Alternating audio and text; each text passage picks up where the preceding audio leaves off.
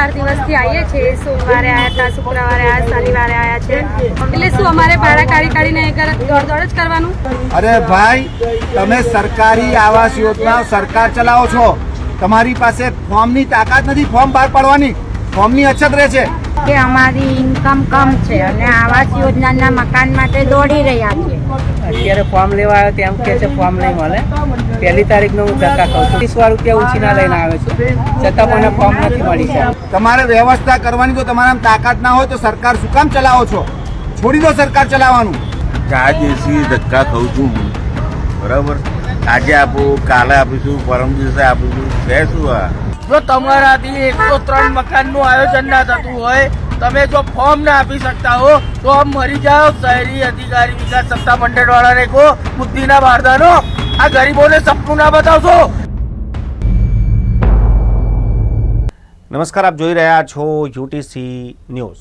દેશના વડાપ્રધાન નરેન્દ્ર મોદીનું સપનું છે કે દેશવાસીઓને પોતાનું ઘર મળે, તેથી જ પ્રધાનમંત્રી આવાસ યોજનાની શરૂઆત કરવામાં આવી હતી।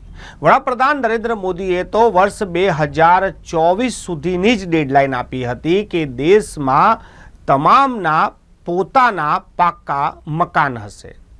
વડાપ્રધાન નરેન્દ્ર મોદીની આ મહત્વકાંક્ષી યોજનાને પણ સરકારી બાબુઓ ઘોડીને પી ગયા છે। એવું પણ કહી શકાય કે જે યોજના છે તેની પર પાણી ફેરવી દીધું છે। વુડાના તૈયાર થયેલા મકાનોને ફરીથી ડ્રો કરવા માટે જાહેરાત આપવામાં આવી। આ મકાન તો છોડો, મકાન માટેના ફોર્મ લેવા માટે પણ લોકોની ઊંઘ હરામ થઈ ગઈ છે। એવું કહી શકાય કે જે લોકોએ મકાન માટે સપનું જોયું છે એમની તો હવે ઊંઘ જ હરામ થઈ ગઈ છે। વુડા દ્વારા જે મકાનો આપવા માટેની જાહેરાત કરવામાં આવી છે, આ કોઈ વુડા ફ્રીમાં નથી આપતું, આની પણ કિંમત છે। મકાન લેનાર વ્યક્તિ કે મકાન મેળવનાર ઈચ્છુક પૈસા ભરવા તૈયાર છે, લાઇનમાં ઊભા રહેવા તૈયાર છે, પરંતુ વુડા દ્વારા જે યોજના કરવામાં આવી હતી કે 1 જાન્યુઆરીથી કોટક બેંકમાંથી ફોર્મ મળશે અને ત્યારબાદ જેને પણ આવાસ જોઈતા હોય તો તે આ ફોર્મ ભરી શકે છે। આજે 6ઠી તારીખ થઈ ગઈ છે, પરંતુ લોકો આજે પણ વહેલી સવારે ઉઠીને બેંકની બહાર બેસી જાય છે, લાંબી લાઈનો લાગે છે, પરંતુ તેમને ફોર્મ નથી મળતા। આજે પણ એવા ઘણા લોકો બેંકો પર ગયા પરંતુ તેમને ફોર્મ ના મળ્યા। લોકો એવું કહી રહ્યા છે કે પહેલા દિવસે 100-120 ફોર્મ જેવા વેચાયા અને ત્યારબાદ ફોર્મ જ નથી એવું કહેવામાં આવી રહ્યું છે। આપ કલ્પના કરો કે જે યોજના વુડા દ્વારા બનાવવામાં આવી, જેની જાહેરાત મહિના પહેલાં 15 દિવસ પહેલાં આપવામાં આવી, 1 તારીખથી બેંકોમાં ફોર્મ મળવાના છે, તો આ ફોર્મ કેમ નથી મળી રહ્યા? એનો જવાબ હવે કોણ આપશે? મકાન તો છોડો, ફોર્મ નથી મળી રહ્યા અને તેથી જ લોકો હવે નારાજ થઈ રહ્યા છે। બેંક તરફથી કે પછી વુડા તરફથી સામે આવીને આ વાતનો પણ ખુલાસો કરવો જોઈએ કે ફોર્મ કેમ નથી મળી રહ્યા, કેમ વિલંબ થઈ રહ્યો છે, ફોર્મ મળવામાં આટલી બધી તકલીફ કેમ પડી રહી છે? જો ફોર્મ મળવાની પદ્ધતિ કે પછી પ્રક્રિયા જ આટલી લેન્ધી હશે તો મકાન મેળવવાની પ્રક્રિયા કેટલી અઘરી થઈ જશે? આ જેટલા પણ લોકોની વાત તમે આ વિડીયોની શરૂઆતમાં સાંભળી છે, આપ કલ્પના કરો કે એમને કોઈ શોખ નહીં થતો હોય, એમને કોઈ પ્રોપર્ટીમાં ઇન્વેસ્ટમેન્ટ નથી કરવું, આ લોકો પાસે પાકું મકાન નહીં હોય, ઘણા લોકો ભાડાના મકાનમાં રહેતા હશે, એમને એક સપનું જોયું હશે કે એમનું પોતાનું પણ ઘર હોય।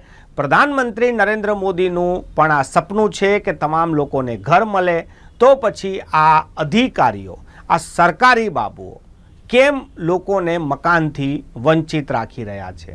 કેમ તેમને રીબાવી રહ્યા છે? મકાન તો મળવાના સમયે મળી જ જશે, જેને પણ મળશે, જેનો પણ ડ્રો લાગશે, પરંતુ આ મકાન મળતા પહેલાં કણ લોકો મરી પણ રહ્યા છે। ભારતમાં કોઈ પણ સ્કીમ હોય કે કોઈ પણ કામ હોય, લોકોને લાઈનમાં લગાવી દેવામાં આવે છે। જ્યાં સુધી લાઈન ના લાગે ત્યાં સુધી તો એ યોજના કે પછી કાર્ય પૂરું જ નથી થતું। લોકો એવું કહીને છટકી જાય છે કે ભારતની વસ્તી વધારે છે એટલે લાઈન તો લાગે, પરંતુ આ લાઈનો માત્ર ગરીબોની જ કેમ હોય છે? કોઈ ધનવાન વ્યક્તિ લાઈનમાં ઊભા રહેતા કોઈએ કદી જોયો નહીં હોય, પરંતુ આ ગરીબો છે, કોઈ તેમને પૂછનાર નથી, જાણે કે એમની પાસે તો સમય છે, આ તો નવરા છે એટલે લાઈનમાં પણ ઊભા રહેશે, જાણે કે સરકારી બાબુઓ આ લોકોને મફતમાં મકાન આપી રહ્યા હોય એવી રીતે એમની સાથે વર્તન થઈ રહ્યું છે. બેંકોની બહાર લાંબી લાઈનોમાં ઊભા છે, પાણી નથી, ચાય નથી, નાસ્તો નથી, વહેલા સવારથી ઉઠીને ત્યાં પહોંચી ગયા છે, બપોરે કે સાંજે ખાલી હાથે ઘરે જાય છે, મકાન તો છોડો, મકાનનું ફોર્મ નથી મળતું. આવી પરિસ્થિતિ સર્જાઈ છે. પરંતુ મજાલ છે કે કોઈ આમના માટે બોલી રહ્યું હોય. આજે આમ આદમી પાર્ટીના નેતા પિન્ટલ રામી ઘટના સ્થળે પહોંચ્યા, તેમને વિડીયો બનાવ્યો. આ જે વિડીયો આપ જોઈ રહ્યા છો તે પિન્ટલ રામીના ફેસબુક લાઈવથી જ લેવામાં આવ્યો છે, અને જે લોકો ત્યાં આવ્યા હતા તેમની વેદના પણ આ વિડીયોમાં આપ જોઈ શકો છો કે લોકો ભૂખ્યા તરસ્યા, કોઈની પાસે ઉછીના પાછીના કામ ધંધો છોડીને આ લોકો ફોર્મ લેવા માટે રોજ આવી રહ્યા છે, પરંતુ ફોર્મ નથી મળી રહ્યા. એટલે જ અમે કહી રહ્યા છીએ કે ઘરનું સપનું જોયું અને ઊંઘ હરામ થઈ ગઈ.